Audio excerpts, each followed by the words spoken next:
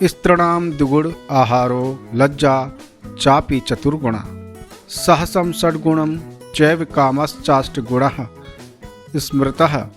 आचार्य चाणक्य यहाँ पुरुषों की अपेक्षा स्त्रियों की क्रियावृत्ति की तुलना करते हुए कहते हैं कि स्त्रियों में आहार दुगुना, लज्जा चौगुनी, साहस 6 गुना तथा कामोत्तेजना 8 गुनी होती है। यहाँ वस्तुतः नारी के बारे में जो कहा गया है उसकी निंदा नहीं बल्कि गुण की दृष्टि से प्रशंसा है कि स्त्रियों का आहार पुरुष से दुगुना होता है, लज्जा चौगुनी होती है, किसी भी बुरे काम को करने की हिम्मत स्त्री में पुरुष से 6 गुना अधिक होती है तथा कामोत्तेजना संभोग की इच्छा पुरुष से स्त्री में 8 गुना अधिक होती है। और यह गुणवत्ता उनके शारीरिक दायित्व जिसका वे विवाहो प्रांत वहन करती हैं के कारण होती है। स्त्रियों को गर्भ धारण करना होता है, संतानोत्पत्ति के बाद उसका पालन पोषण करना पड़ता है। या पूरी प्रक्रिया में उन्हें कितना कष्ट उठाना पड़ता है, इसकी कल्पना स्त्री के अलावा दूसरा अन्य कोई कैसे कर सकता है। बांझ क्या जाने प्रसव पीड़ा झेलना या होने के गौरव के सामने एक सामान्य प्रक्रिया होकर रह जाती है। जहाँ तक काम भावना का प्रश्न है, पुरुषों की अपेक्षा काम भावना स्त्रियों में अधिक होती है, क्योंकि मैथुन के बाद वीर्य स्खलन के साथ काम शांति और काम वैराग्य भी उत्पन्न होता है। स्त्रियों में भी काम शांति होती है, साथ ही अतृप्तावस्था में स्वाभाविक क्रिया न होने पर अन्य पुरुष से संबंध कायम करने की प्रबल भावना उसमें वैश्यापन पर पुरुषगामी ला देती है। लेकिन पुरुष में तत्काल ऐसी क्रियाएं नहीं देखी जाती, अतः काम भावना का पुरुष की अपेक्षा स्त्रियों में अधिक होना अनुमानित किया गया है। अनृतम साहसम माया मूर्खत्व मितलोभिता अशोचतम निर्दयत्तम स्त्रीणाम दोषः स्वभावजाः। यहाँ आचार्य चाणक्य स्त्रियों के स्वभाव पर टिप्पणी करते हुए यह कह रहे हैं कि झूठ बोलना, साहस, छल कपट, मूर्खता, अत्यंत लोभ, अपवित्रता और निर्दयता ये स्त्रियों के स्वाभाविक दोष हैं। अर्थात स्त्रियों में यह प्रवृत्ति जन्म से ही होती है। वह अपने दुस्साहस में कोई भी ऐसा काम कर सकती हैं जिस पर भरोसा नहीं किया जा सकता।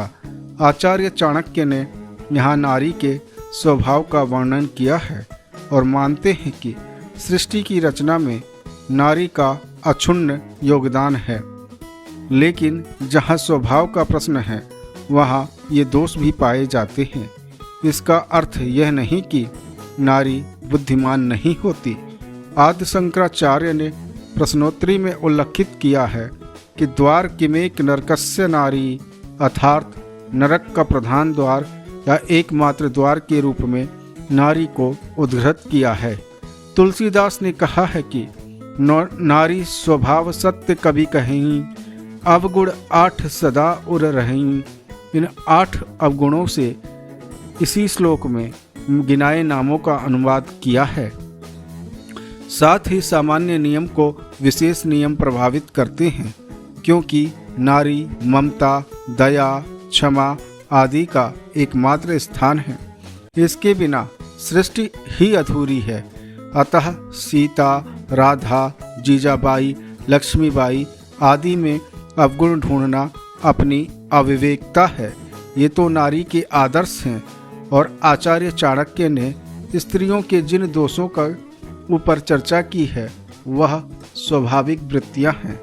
आवश्यक नहीं कि ये सभी स्त्रियों में पाई जाएं। भोज्यम भोजन शक्तिश्च रतिशक्तिश्च वरांगना विवोह दान शक्तिश्च न अल्पस्य तपसे फलम।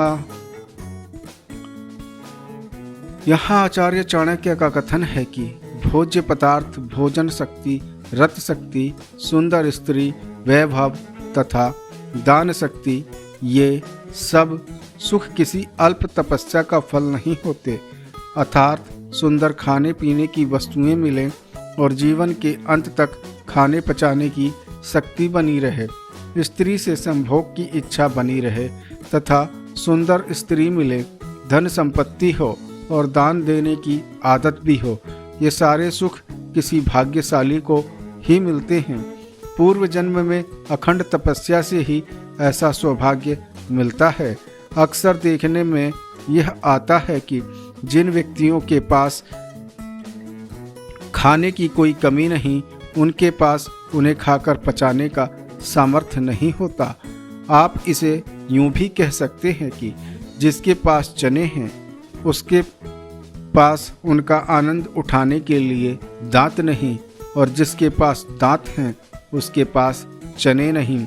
अभिप्राय यह है कि अत्यंत धनवान व्यक्ति भी ऐसे रोगों से ग्रस्त रहते हैं जिन्हें साधारण या सादी चीज भी नहीं पचती, परंतु जो व्यक्ति खूब हष्ट-पुष्ट है, तगड़े हैं तथा जिनका पाचन शक्ति भी तेज है, उनके पास अभाव के कारण खाने को कुछ नहीं होता।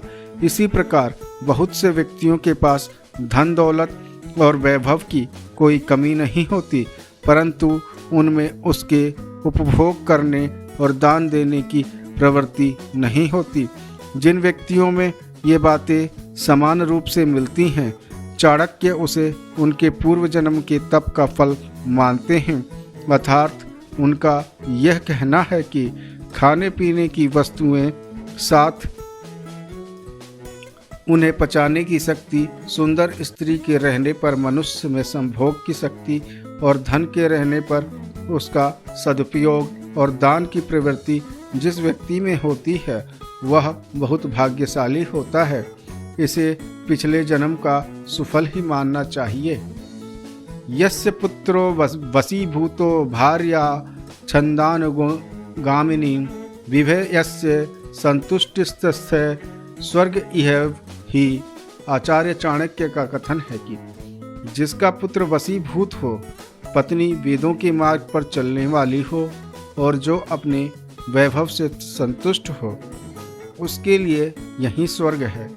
अभिप्राय यह है कि जिस मनुष्य का पुत्र आज्ञाकारी होता है, सब प्रकार से कहने में होता है, पत्नी धार्मिक और उत्तम चाल चलन वाली होती है, सद्ग्रहणी होती है तथा जो अपने पास जितनी भी धन संपत्ति है उसी में खुश रहता है, संतुष्ट रहता है, ऐसे व्यक्ति को इसी संसार में स्वर्ग का सुख प्राप्त होता है।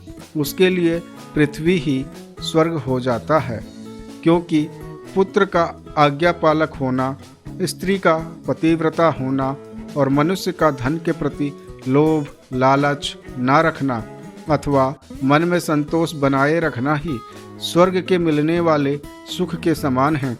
ऐसा विश्वास किया जाता है कि स्वर्ग अनेक शुभ तथा पुण्य कार्यों के अर्जित करने से ही प्राप्त होता है। उसी प्रकार इस संसार में ये तीनों सुख भी मनुष्य को पुण्य कर्मों के सुफल रूप से ही प्राप्त होते हैं।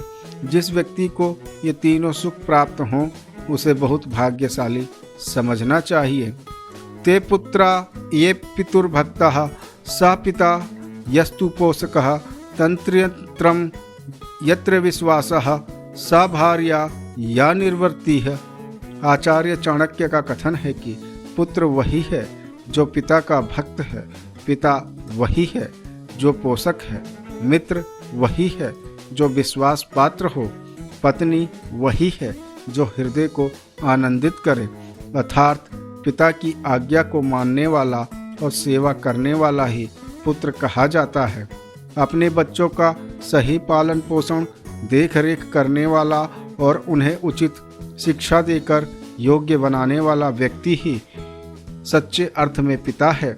जिस पर विश्वास हो, जो विश्वासघात न करे, वही सच्चा मित्र होता है।